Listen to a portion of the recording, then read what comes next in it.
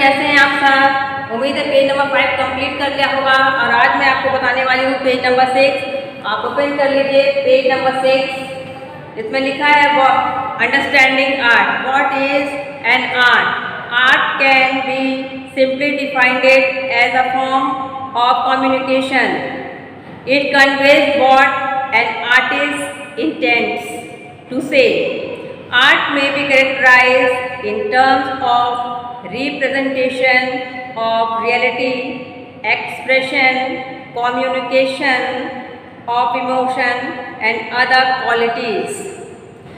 So, the definition of what constitutes art has many variation and has constantly changed with item general description center on ideas, imagination and skill to execute the same. कला को केवल संचार के रूप में परिभाषित किया जा सकता है। यह बताता है कि एक कलाकार क्या कहना चाहता है। एक कलाकार जो होता है अपने सारी भावनाओं को, अपने विचारों को, जो भी उसके दिलो दिमाग में रहता है वो उसको अपने चित्रों के माध्यम से किसी भी पेज पर, किसी भी बोर्ड पर, किसी भी जगह अंकित कर सकता है, उतार सकता है और उसके द्वारा हम समझ जाते हैं कि इस चित्रकार जो है, ये जो आर्टिस्ट है, क्या बोलना चाहता है, क्या बताता है।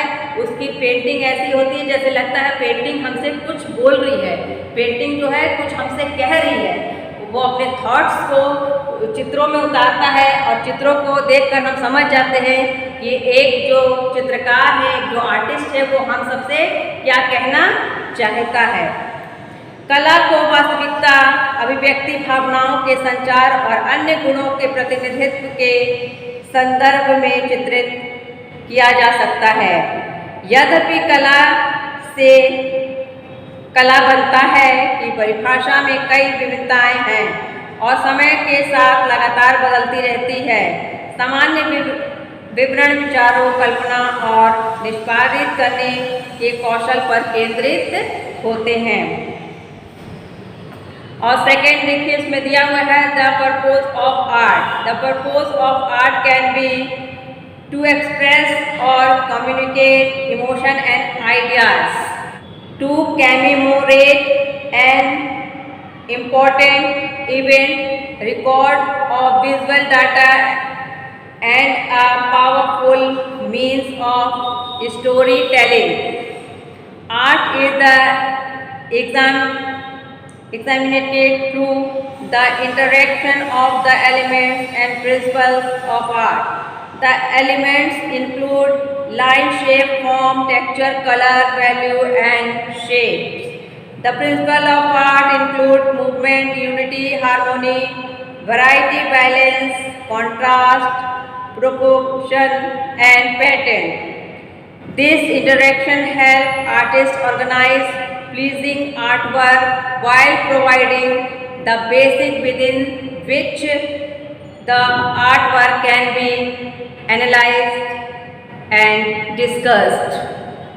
Learning art and craft activities both the left hemisphere and right hemisphere of the brain or brain process information in the following manner. इस तरह दूसरे इसमें दिया हुआ है कला के उद्देश्य। कला का उद्देश्य क्या हो सकता है? कला का कोई भी उद्देश्य हो सकता है। भावनाओं और विचारों को व्यक्त करने के लिए एक महत्वपूर्ण घटना, दृश्य, डेटा या रिकॉर्ड और कहानी कहने का एक शक्तिशाली साधन माना जाता है। सोच को भड़काने और बहस छिड़ने के लिए कला के तत्वों और सिद्धांतों की बातचीत के माध्यम से कला की जांच की जाती है। तत्वों में रेखा, आकार, रूप, बनावट, रंग, मूल्य, स्थान शामिल है। कला के सिद्धांतों में आंदोलन, एकता, विविधता, संतुलन, विपरीत अनुपात और पैटर्न भी शामिल किया गया है। यह बातचीत कलाकारों को एक आधार प्रदान करते हुए मन, भावना, मन भावन कलाकृतियों और व्यवस्थित करने में मदद करती है, जिसके भीतर कलाकृति का विश्लेषण और चर्चा की जा सकती है। कला और शिल्प सीखना मस्तिष्क के बाएं गोलार्ध और दाएं गोलार्ध दोनों को सक्रिय करता है। हमारा मस्तिष्क सूचनाओं को निम्न प्रकार से प्रोसेस करता है। कला जो है ये बहुत ही अच्छा चीज़ है। एक कलाकार जो होता है वो किसी भी घटना, किसी भी स्थान को बहुत ही जल्दी वो इमेजिन कर लेता है और उसको तुरंत, अगर आप उसको कोई कहानी बता रहे हैं, किसी घटना के बारे में बता रहे हैं, तो वो अगर एक अच्छा कलाकार है तो वो सारी चीज़ उसके दिमाग में एक पिक्चर के समान, एक जैसे रिकॉर्डिंग चल रहा है उस तरह उसके मस्तिष्क में घूम जाती है और इन सारे जो विचार एक कलाकार के अंदर घूमती है मस्तिष्क में, उसको वो तुरंत कैनवस पे, पेपर पे, बोर्ड पर उतार सकता है कि कैसे कैसे क्या घटना है, क्या मौसम है, क्या स्थान है, वो सबको तुरंत चित्र के माध्यम से आप तक पहुंचा सकता है, दर्शा सकता है, जनता को बता सकता है, सबको बता सकता है, सब लोग उसे। इसलिए एक आर्टिस्ट की हमें इज्जत करनी चाहिए। आर्टिस्ट जो है वो हमें बहुत कुछ सिखाता है। आर्टिस्ट जो कला प्रेमी होते हैं वो रंगों के प्रति रंगों के बहुत प्रेमी होते हैं, प्राकृतिक के बहुत प्रेमी होते हैं। इस तरह हमें भी इनकी कला का इज्जत करना चाहिए और हमें भी कोशिश करना चाहिए कि हम भी अच्छे कलाकार बने। अब पेज नंबर 7 पे देखिए, left hemisphere logical sequential activated by reading math और linear problem solving, right hemisphere creative intuitive activated by art, music, drama. Art is a rendering of one's experience in relation to environment and surrounding. In this process of making art forms, the experiences are depicted through a medium that encompasses both the principles and elements of art. Visual art opens the possibility for creating new worlds rather than simply accepting the world as it is. यहाँ पर बच्चों क्या बताया गया है कि दायां गोलार्ध और बायां गोलार्ध। दायां गोलार्ध के अंतर्गत तर्क द्वारा अनुक्रमिक पढ़ने, गणित या मौखिक समस्या समाधान द्वारा सक्रिय। उसी तरह दाएं गोलार्ध में दिया है कला, संगीत, नाटक द्वारा रचनात्मक सहज क्रिया।